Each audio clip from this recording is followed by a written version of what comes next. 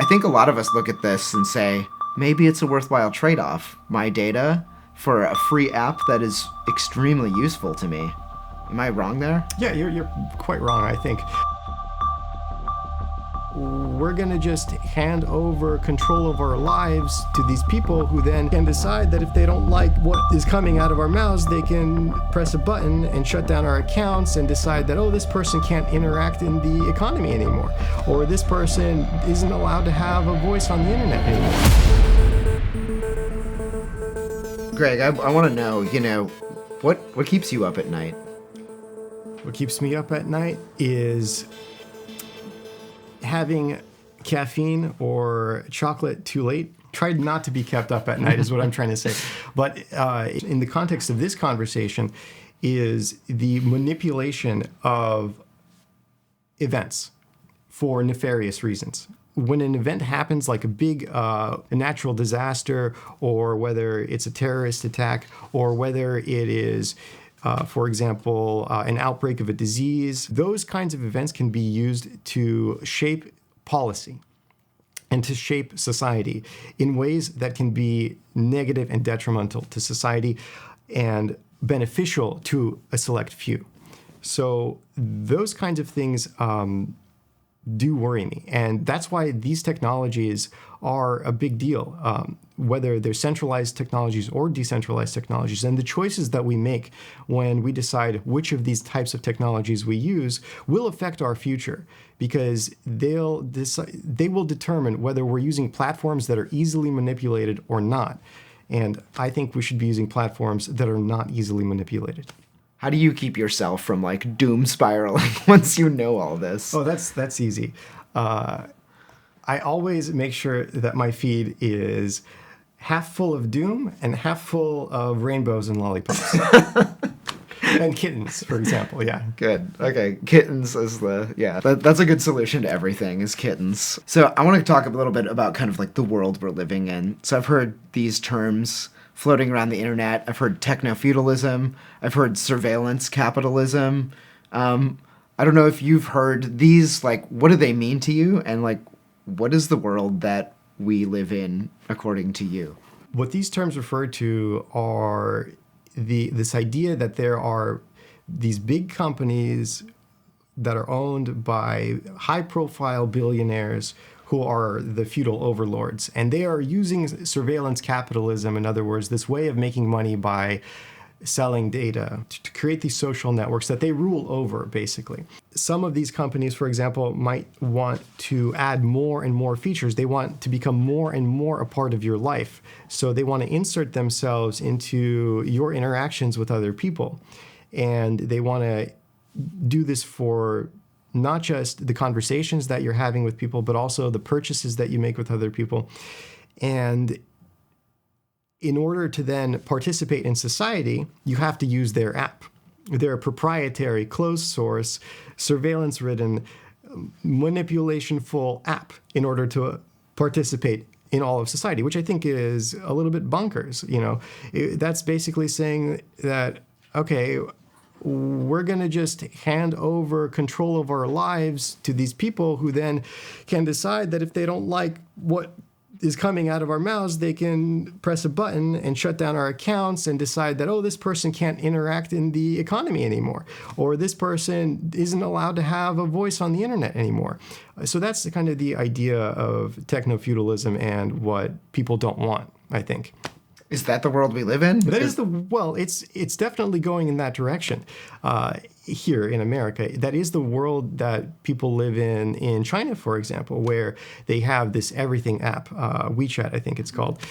And that app is used for almost everything. And some of the people in Silicon Valley think this is a bright idea that they want to introduce to the West, where there's this one app that everybody has to use to do every single thing. And they get to decide what everybody else, is allowed to say and think and believe and do. And that doesn't seem like a bright future to me, because it's very rare when a single person is able to micromanage a million people's lives, right? That's not how things are supposed to work. What's the world that we could live in, like the one with more kittens?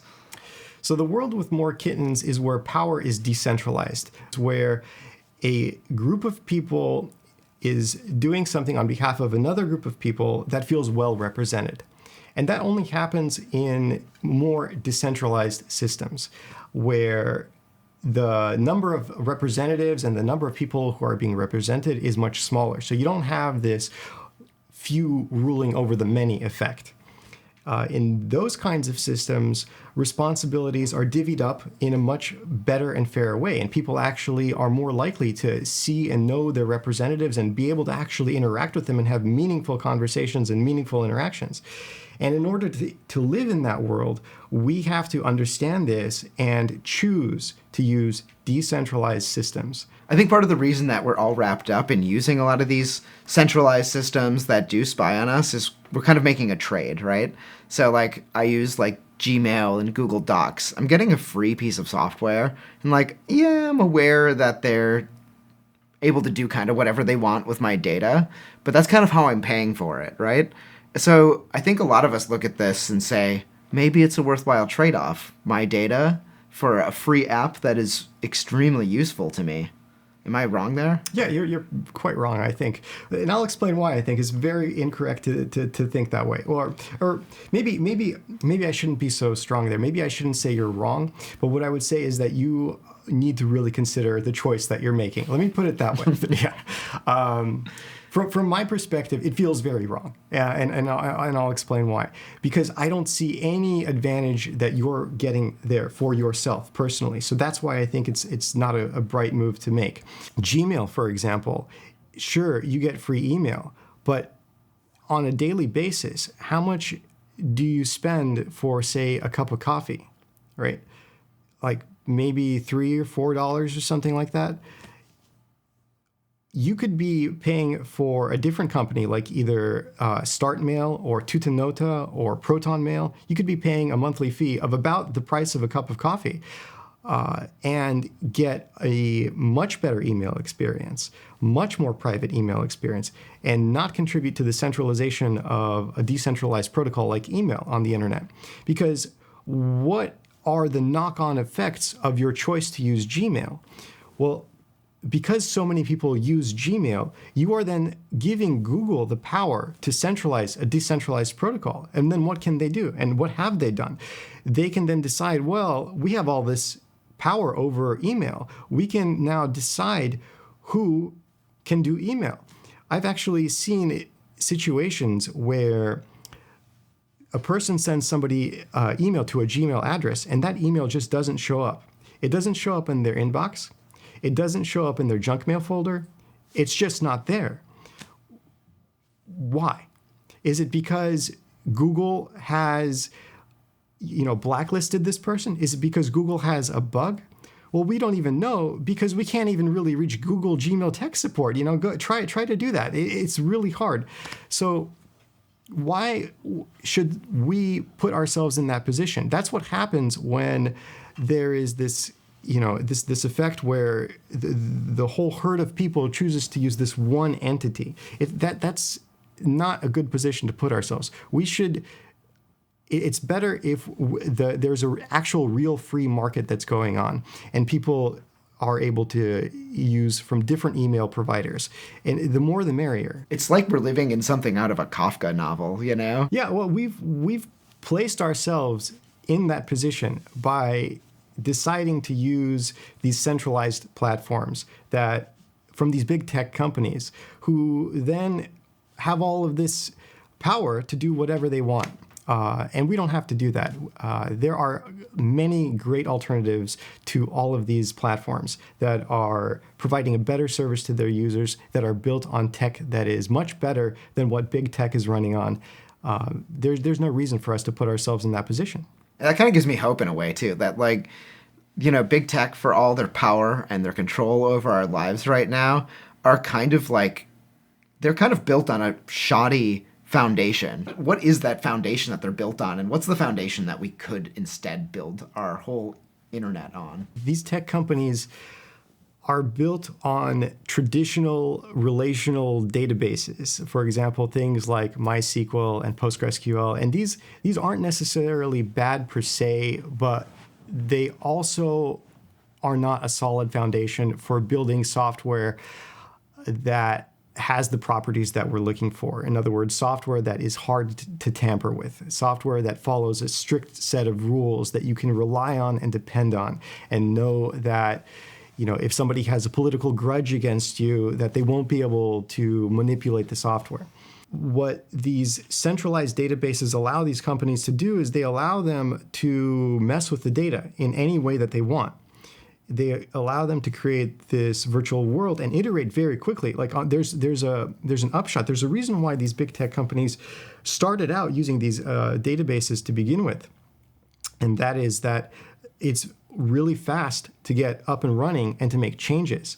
It's much more difficult to design a decentralized protocol that has all the features that you want and then lock yourself into that and be like, okay, well, this is the platform that we're going to be using from now on, and hope that there's not going to be any problem with it because, well, we can't make changes after the fact. So you can see why a lot of these big tech companies have made these decisions. But the thing is that they don't have to continue making these bad choices. They have the money now to make the right choice, but they're not doing it. There are other people who have forsaken the quick get rich quick sort of path, or the become a huge $1 billion company path, and decided that they're actually going to stay small, and that they're actually going to do things in a way that avoids the mistakes of the big tech companies. You founded the OK Turtles Foundation, right? Yeah. Why did you found the OK Turtles Foundation, and what are you doing? Like, how are you trying to build that other foundation? So the OK Turtles Foundation is a nonprofit that focuses on beneficial decentralization technologies.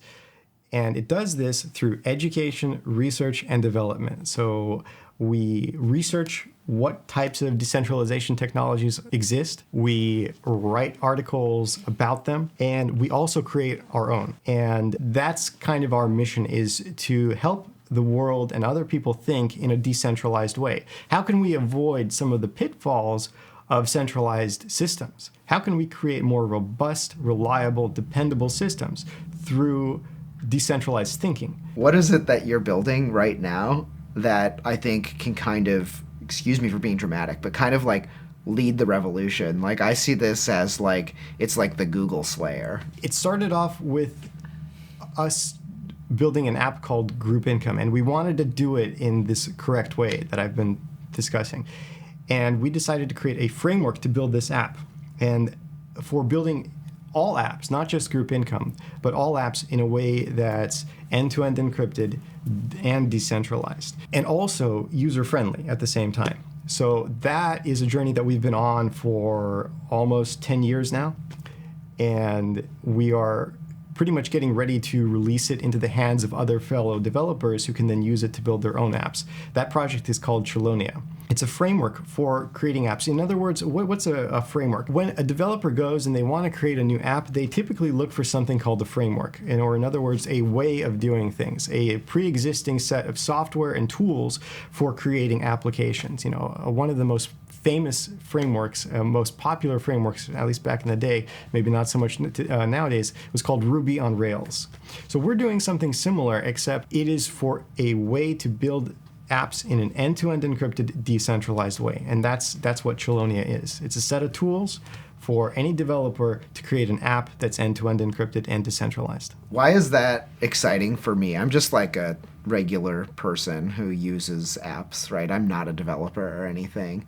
But why is it exciting? What is Chelonia going to change about the way I interact with the internet? Well, it's going to remove some of the bad headlines that you see, I think. So some of the big headlines that, oh, such and such a company got breached and all of 10 million of their customers' data was stolen and it's now available on the black market. And by the way, change your password. That kind of stuff. It's going to significantly mitigate, if not completely do away with. Probably not completely do away with, but it's going to significantly reduce that. It will empower developers. One of the big problems that developers have today, and one of the reasons why we see all of these apps today that are built in this broken way is because it's really difficult to do it the right way. It's why we've spent 10 years working on this app. Like, it's not fair to ask every single developer out there to spend 10 years creating end-to-end encrypted decentralized framework before they can create an app that, manages their contacts, right? Like, that's a little bit unreasonable, I think. So we've done kind of the heavy lifting for them so they can take our work as a starting point and then build on top of that the actual app that they want to create. And then they can tell their users, hey, our app is decentralized. It is end-to-end encrypted. They'll be able to create new kinds of apps that haven't been possible before while still being user-friendly. I think that that's really cool. I think one of the things that excites me is we were talking about this and you were like, any app you're using right now could just be built on this framework, right? That's right. So I think that one of the things that, maybe people are hesitant to use the apps right now that are end-to-end encrypted is you're going to be able to fill maybe some of your needs with those apps, but maybe it's like not every app that you have is going to be able to be an end-to-end encrypted, decentralized, secure app. But now that's actually possible. All of the apps that people see out there that are that they're using on a day-to-day basis, somebody will be able to take that app and then convert it into an end-to-end encrypted decentralized version of that app. That's crazy. Like, that's going to change the world. I hope so, yeah. I mean, it's something, why wouldn't a developer now, if they have this available? Because you said the big obstacle was just, I don't have the time to put into developing the framework, I don't have 10 years to put aside, but now you guys have done that. You guys have put in, you've spent 10 years down in the mines, unearthing this gem for us. So why wouldn't somebody use it now? Well, one of the reasons why they might decide not to use it is because they will have to completely change the way that they do things. They will have to learn a new set of tools and do it and build their app in a completely different way. But I think a lot of people will make that choice because developers already have to do that. It's like almost every single day that a new JavaScript framework comes out, and that's better, faster, or whatever. And people do make the switch, and especially as new generations start to develop new software, they're going to look for whatever is the latest and greatest tool that they want to be able to use to make their app the best.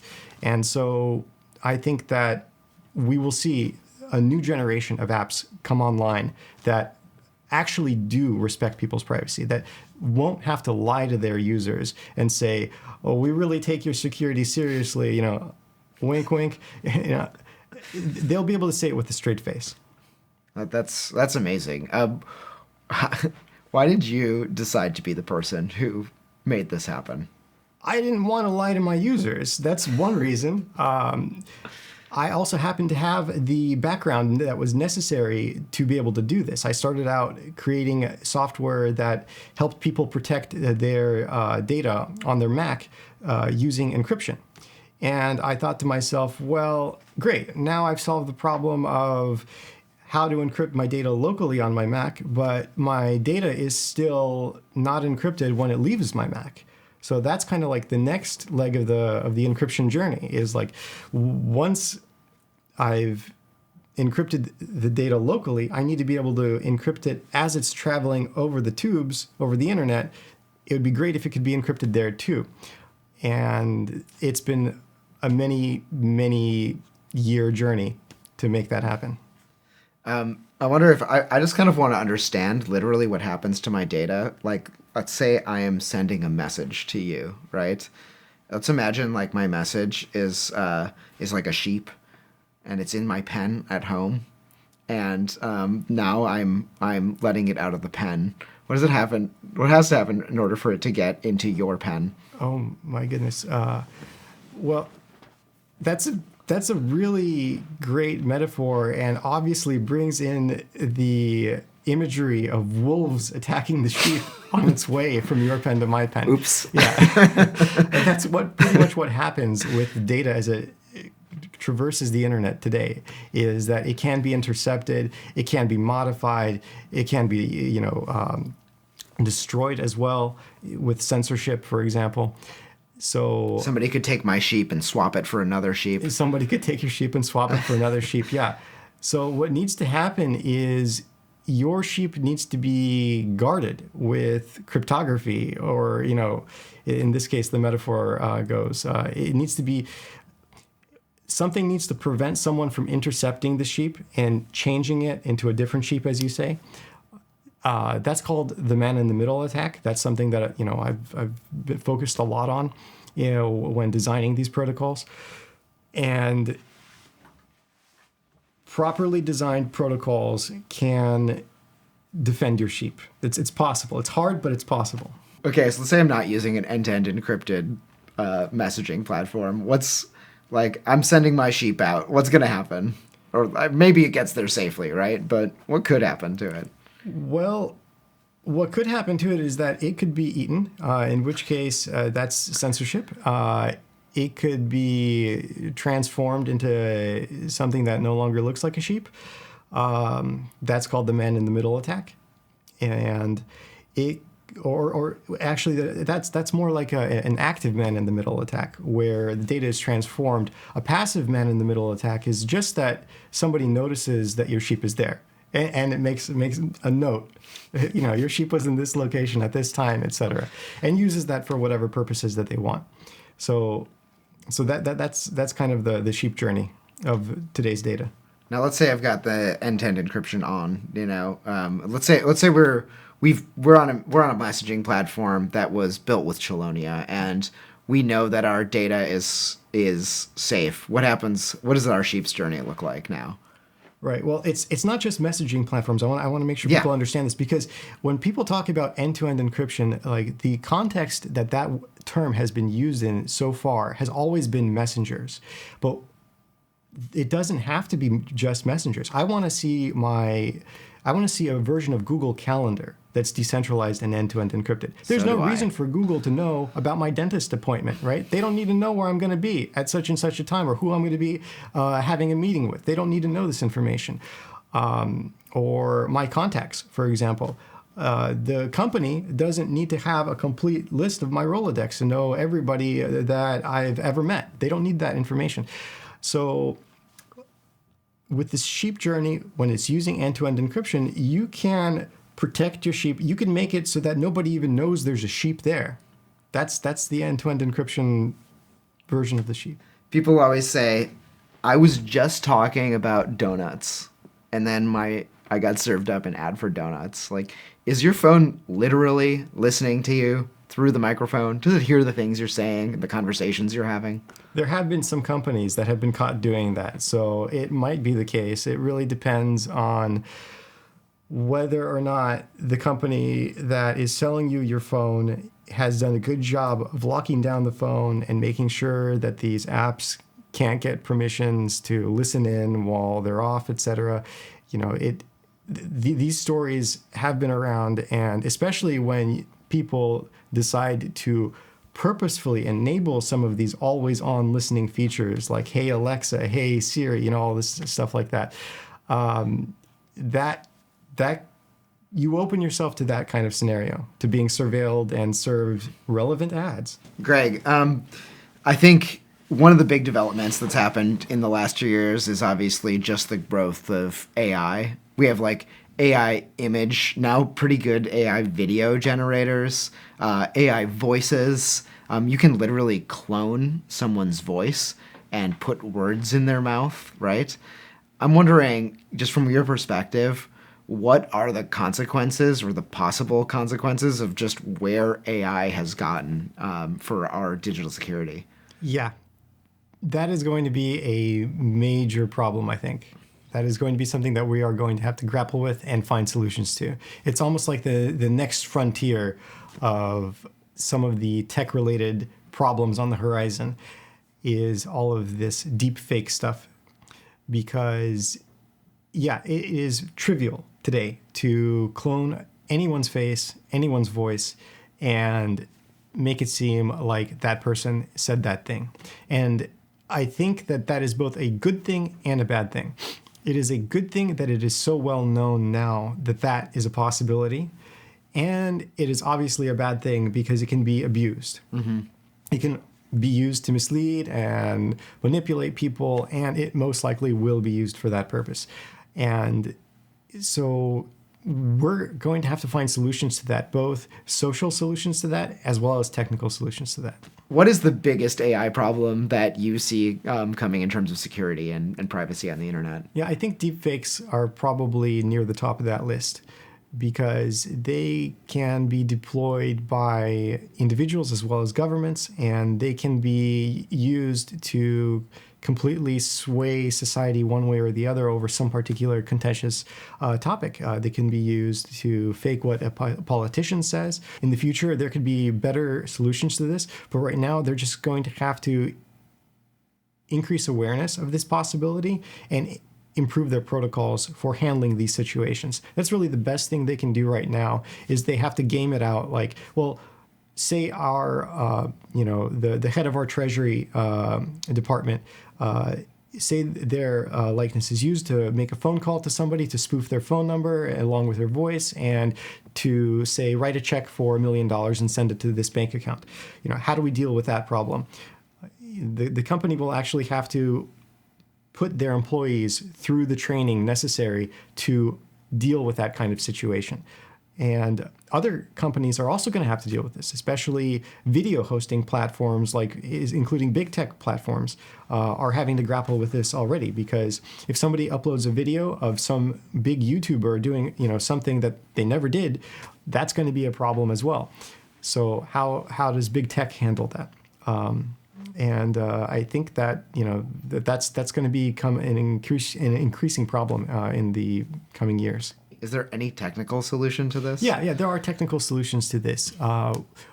One solution is to have a better control over their accounts and also use digital signatures, like especially if they're on a social network where they're, even for social networks that are centralized, for example, that people use. One thing that can be done is if you have, and creators already do this actually, they don't have a presence on just one social network. They usually have presences on multiple social networks, so that if their X account is compromised, they might have a backup on Instagram, for example. So that's thinking decentralized.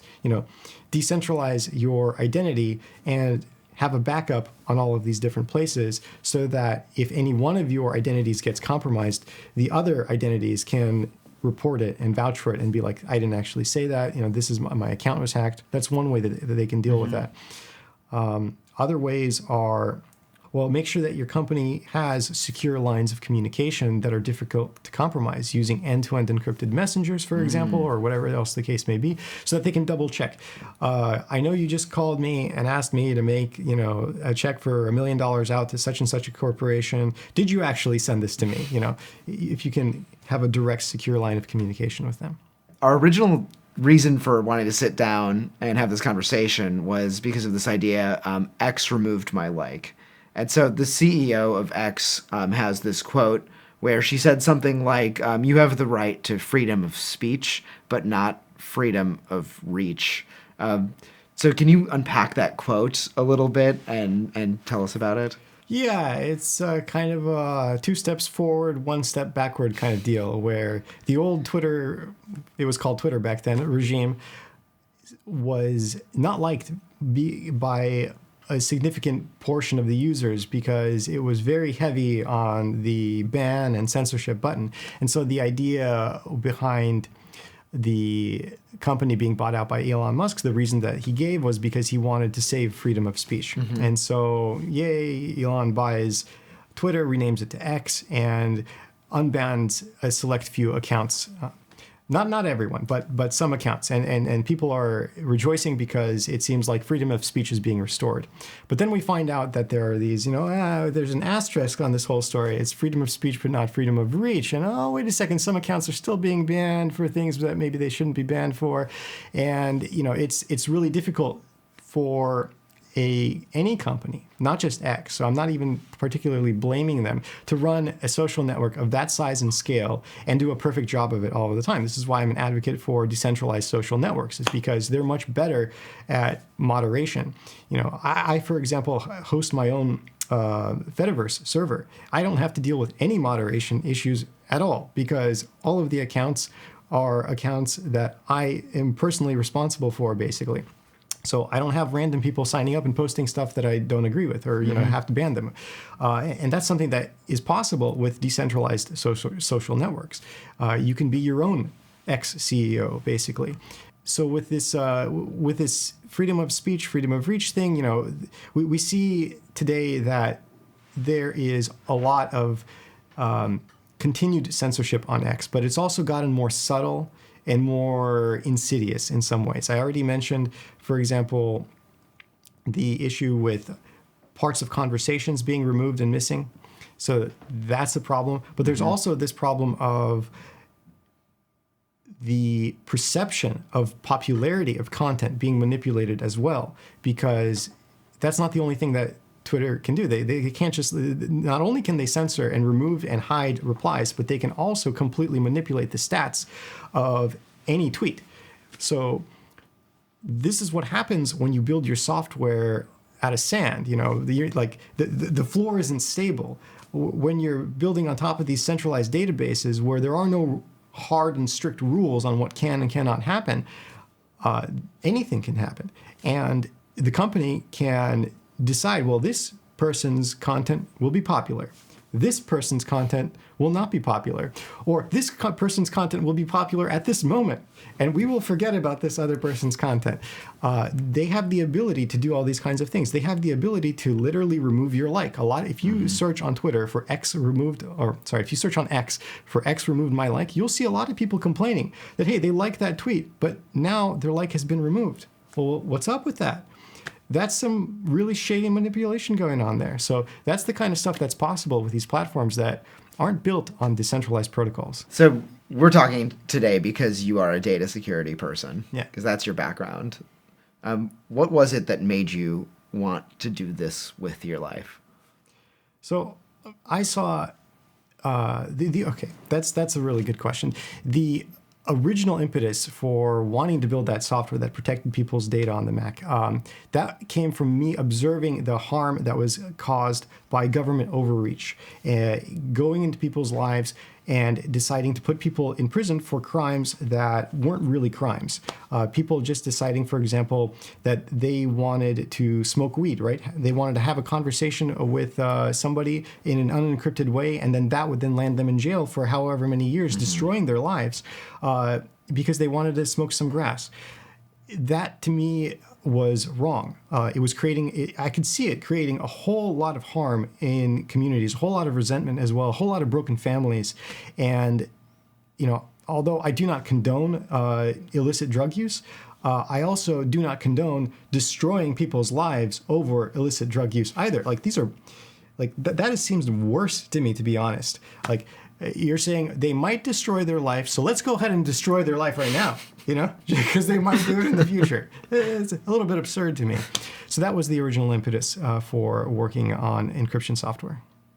And then you took some first steps, and then, how are you sure that, okay, this is right for me? Was there, an early time where you, created something where you were like, this works. This is something that I see actually accomplishing, something in the world?